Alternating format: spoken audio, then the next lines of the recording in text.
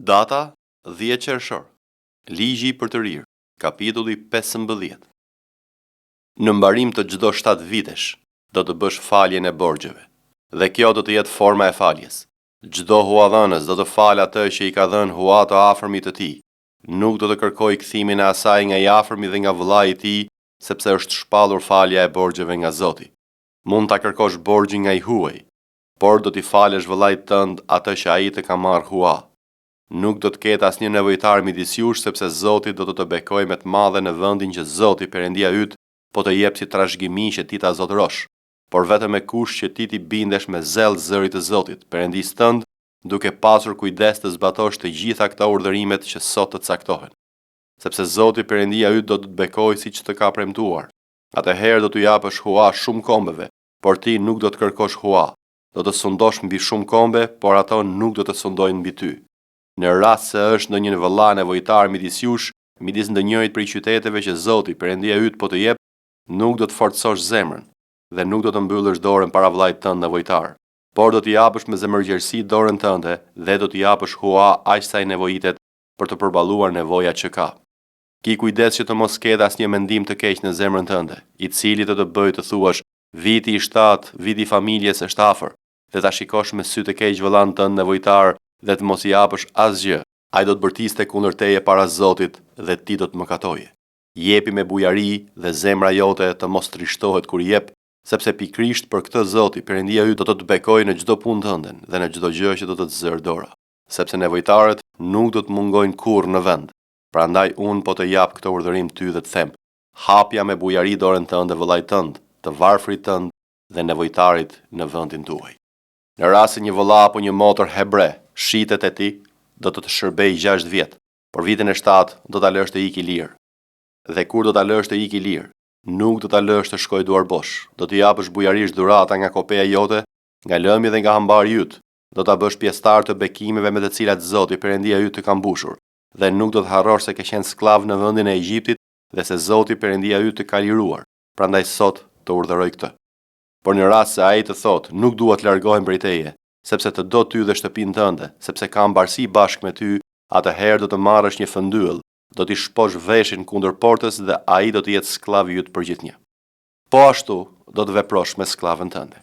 Nuk duhet të duket e vështirë ta nisësh të lirë, sepse të ka shërbyer 6 vjet me gjysmën e pagës së një argati, dhe Zoti Perëndia yt do të të bekojë të gjitha veprimet e tua. Do t'i shenjtërosh Zotit Perëndisë tënd tërë pjelljet e para meshkujt të bagtive të tua, të trasha dhe të imta. Nuk do të bësh asnjë punë me pjellin e parë të lopës sate, dhe nuk do të qethësh pjellin e parë të delës sate. Do t'i hash çdo vit, ti dhe familja jote përpara Zotit Perëndisë tënd në vendin që Zoti ka zgjedhur. Por në qoftë se kafsha ka ndonjë të met, në rast se është e qale, e verbër apo ka ndonjë të met tjetër të rënd, nuk do t'i aflijosh Zotit Perëndisë tënd, do ta hash brenda portave të tua. Të papastrin dhe të pastrin mund ta hanë një lloj, sikur të ishte një gazel apo një dre, por nuk do të hash gjakun e tyre, do ta derdhësh në tokë si ujë. Psalmi 102. O Zot, dëgjoj lutjen time dhe britma ime arrit tek ty. Mos ma fshi fytyrën tënde ditën e fatkeqësisë sime. Zgjat ndaj meje veshin tënd, kur unë të kërkoj, nxitot më përgjigjesh. Sepse ditët e mia davariten si tymi dhe kockat e mia digjen si urë zjarri. Zemra ime është goditur dhe thahet si bari dhe unë harroj madje të ha ushqim. Duke vajtuar vazhdimisht lëkura ime po unë ngjitet kockave të mia. I ngjaj pelikanit të shkretetires dhe jam bërë si bufi i vendeve të shkretuara. Jam pa gjumë dhe si harabeli i vetmuar mbi qati. Armiqtë e mi tallen me mua tërë ditën. Ata që më përqeshin flasin kundër meje, sepse e ha hirin si buka dhe përzia i lotet me atë që pi. Po, për shkak të ndinjatës sate dhe të zemërimit tënd, më ngritë dhe më hodhe larg. Ditët e mia janë si hija që zgjatet dhe unë po thahem si bari. Por ti o Zot mbetesh për jetë dhe kujtimi yt zgjat brez pas brezi. Ti do të ngrihesh dhe do të vi keq për Sionin, sepse erdhi koha të tregosh dëmshuri ndaj tij. Dhe koha e caktuar erdhi, sepse shërbëtorët e tu i duan edhe gurët e tij, dhe u vjen keq për pluhurin e tij. Po, kombe do të kenë frikë nga emri i Zotit dhe gjithë mbretërit e dheut nga lavdia jote, kur Zoti do të rindërtoj Sionin dhe do të duket në lavdinë e tij. Ai do të dëgjoj lutjen e njerëzve të braktisur dhe nuk do ta përbuz lutjen e tyre. Kjo do të shkruhet për brezin e ardhshëm dhe populli që do të krijohet do të lëvdojë Zotin. Sepse ai shikon nga lartësia e shenjtërore së tij.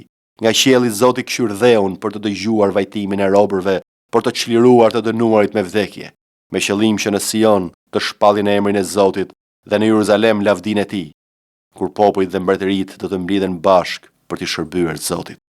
Rrugës ai ka paksuar fuqinë time dhe ka shkurtuar ditët e mia.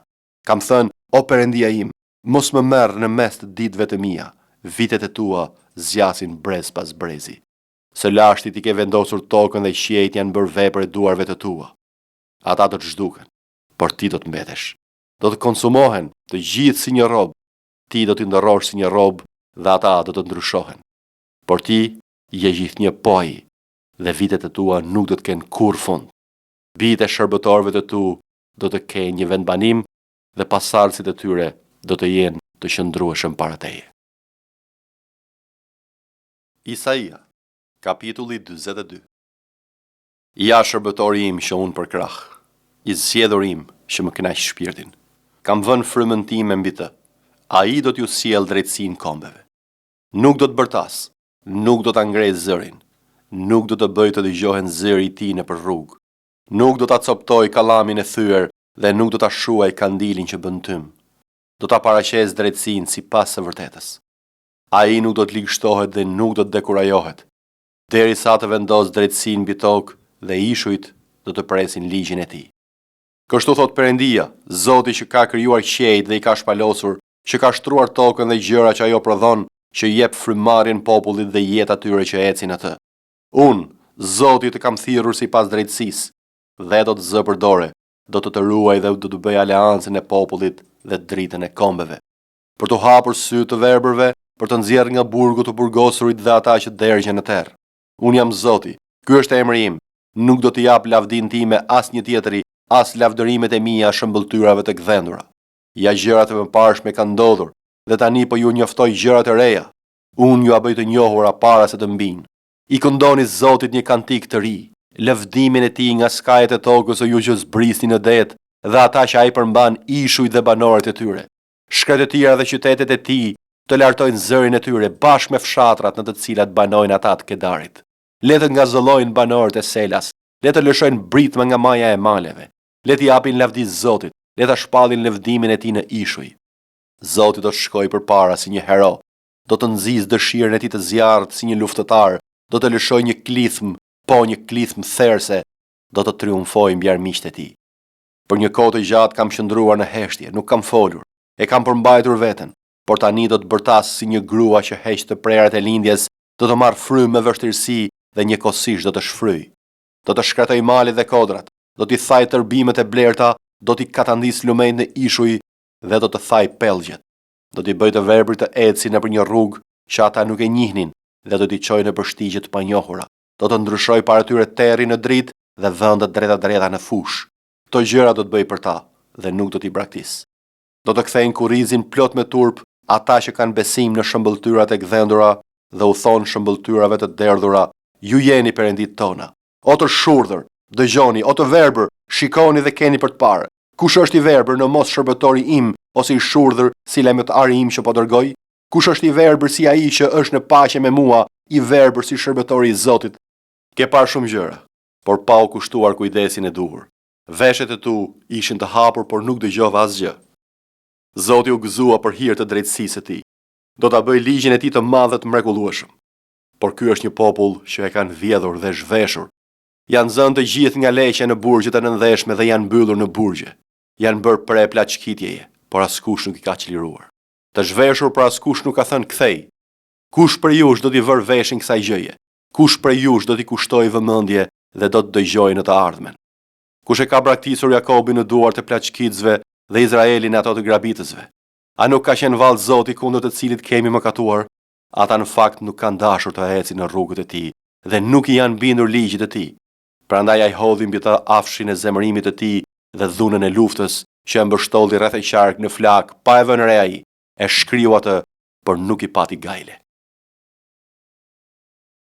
Zbulesa, kapitulli 12. dhe një shenjë madhe u duk në qiell. Një grua e veshur me diellin dhe hëna poshtë këmbëve të saj dhe mbi kryet e saj një kuror me 12 yje. Ishte shtatzën e bërtiste nga dhimbjet e lindjes dhe mundohej për të lindur. Dhe u duk një shenjë tjetër në qiell, dhe ja një draguar i madh i kuq flak, që kishte 7 koka dhe 10 brirë dhe mbi kokat e tij kishte 7 diadema. Dhe bishti i tij tërhiqte pas vetes 1/3 e yjeve të qiellit dhe i hodhi në dhe.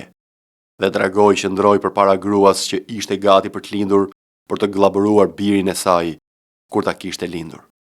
Dhe ajo lindi një bir mashkull, i cili duhet të qeverisë gjithë kombet me shufër të hekurt, dhe biri i saj u rrëmbye pranë Perëndisë dhe fronit të tij.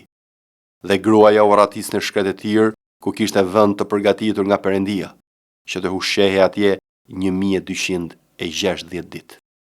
Edhe u bë luftë në qiell. Mikaeli dhe ëngjët e tij luftuan kundër dragojit, dhe dragoi luftoi edhe ëngjët e tij dhe nuk fituan, e nuk u gjet më për ta vënë në qiell. Dhe dragoi i madh, gjarpri i lashtë i quajtur Djalli dhe Satan, që mashtron gjithë botën, u hodh në dhe, me të u hodhen edhe ëngjët e tij. Dhe dëgjova një zë të madh në qiell që thoshte: Tani u bë shpëtimi dhe fuqia dhe mbretëria e Perëndisë tonë dhe pushteti i Krishtit të tij, sepse u hodh poshtë paditësi i vëllezërve tanë, ai që i padiste përpara Perëndisë tonë ditë e natë. Dhe ata e mundën atë me anë të gjakut të qengjit dhe me anë të fjalës së dëshmisë së tyre, dhe nuk e deshën jetën e tyre deri në vdekje. Prandaj gëzohuni o qej dhe ju që banoni në ta. Mirë ju banor të dheut të detit, sepse zbriti djalli drejt jush, duke pasur zemërim të madh, duke ditur se ka pak kohë.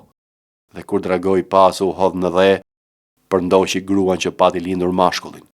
Dhe u dhan gruas 2 krahët e shqiponjës së madhe që të fluturojë në shkret e tir në vendin e saj, ku të ushqehet një kohë dhe 2 kohë dhe gjysmën e një kohe larg fytyrës së gjarprit.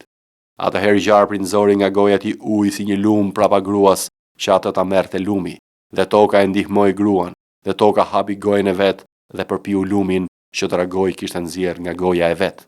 Dhe dragoi u zemërua kundër gruas dhe shkoi të bëj luftë me të tjerët të farës së saj, të atyre që i ruajnë urdhërimet e Perëndisë dhe që kanë dëshminë e Jezu Krishtit. Dhe qëndrova mbi rërën e detit.